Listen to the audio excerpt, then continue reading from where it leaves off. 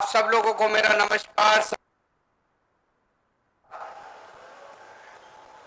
दोस्तों, एक साल पहले आप लोगों ने जम के वोट दिया था हम लोगों को। 117 में से 92 सीट दी थी। अपने प्यारे छोटे भाई, अपने प्यारे बेटे भगवंत मान को आपने पंजाब का मुख्यमंत्री बनाया था। हमने आपके सामने कई वादे किए थे। पिछले एक साल में एक एक करके हमने अपने वादे, अपनी गारंटी पूरी करनी चालू कर दी है। कई लोग हमारे पास आते हैं, कहते हैं आपको राजनीति करनी नहीं आती, इतनी जल्दी वादे और गारंटी पूरी नहीं की जाती। वादे और गारंटी तो आखिरी साल में पूरी करते हैं, जनता भूल जाएगी। हम उनको कहते हैं हम यहां राजनीति करने नहीं आए, हम जनता की सेवा करने के लिए आए हैं। मैं आप लोगों से पूछना चाहता हूं, किस किस का बिजली बिल जीरो हो गया, जरा हाथ खड़ा करके बता दो। सबके बिजली बिल जीरो हो गए, सबके बिजली बिल जीरो हो गए। लोगों को यकीन नहीं था। जब पिछली बार चुनाव के पहले मैं और भगवंत मान जगह जगह जाके कहते थे हम आपके बिजली बिल जीरो कर देंगे, तो उधर से कांग्रेस वाले कहते थे झूठ बोल रहे हैं,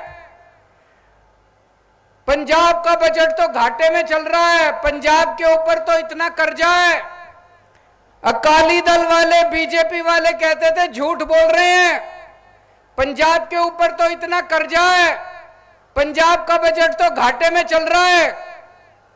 सरकार बनने के 3 महीने के अंदर हमने आपके बिजली के बिल जीरो कर दिए पूरे पंजाब के।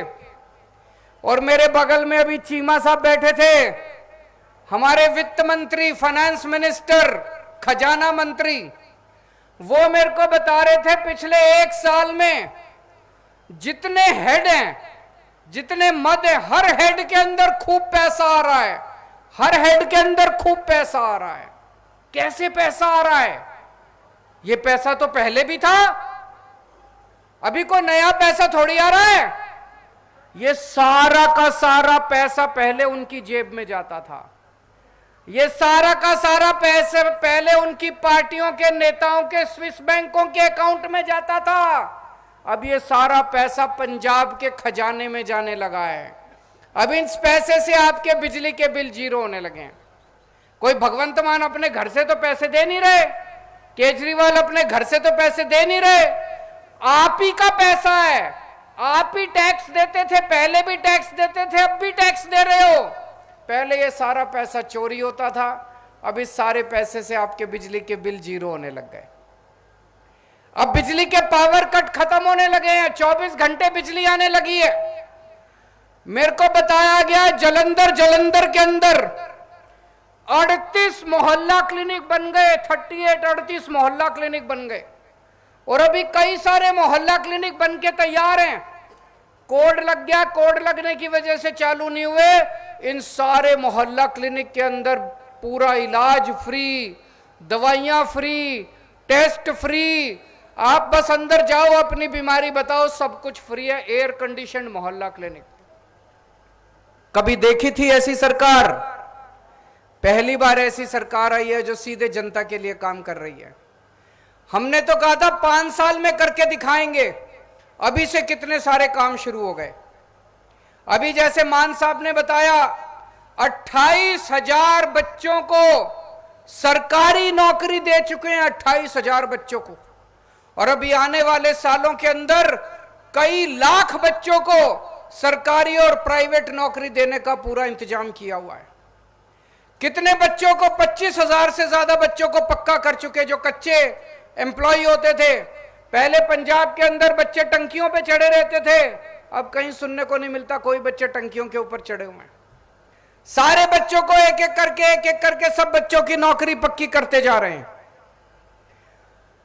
अभी जैसे मान साहब ने बताया, जलंधर की एक एक समस्या इनकी उंगलियों के ऊपर है।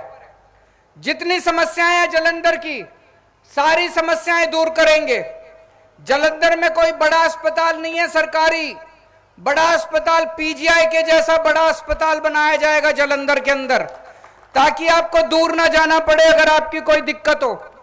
जितने कूड़े के पहाड़ हैं, ये कूड़े के पहाड़ों की सारी सफाई, दिल्ली के अंदर आपसे 10 गुना बड़े पहाड़ हैं।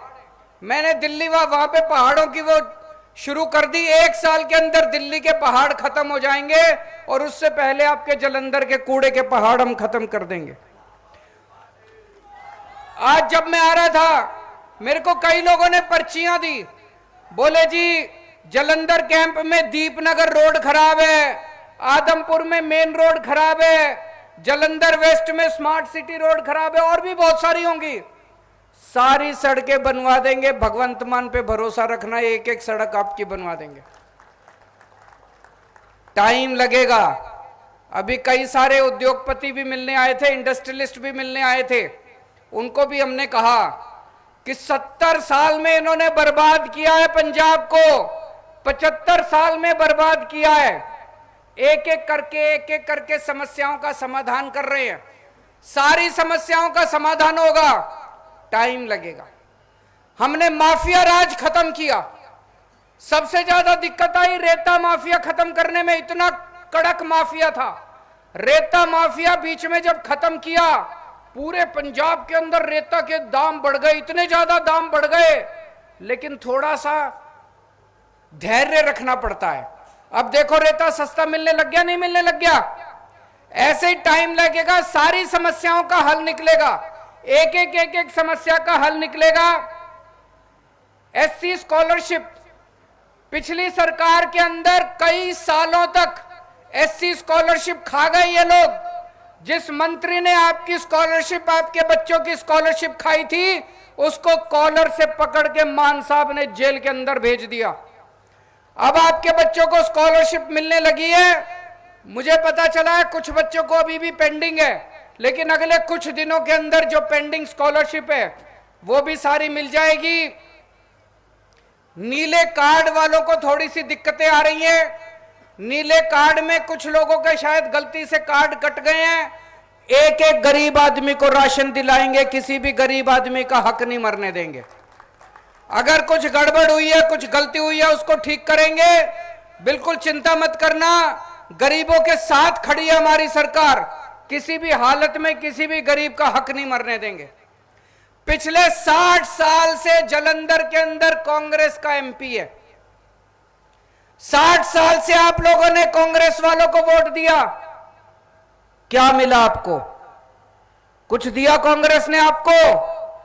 कुछ नहीं दिया। आपने अपना प्यार देने में कोई कसर नहीं छोड़ी। एक बार हमें भी दे के देख लो।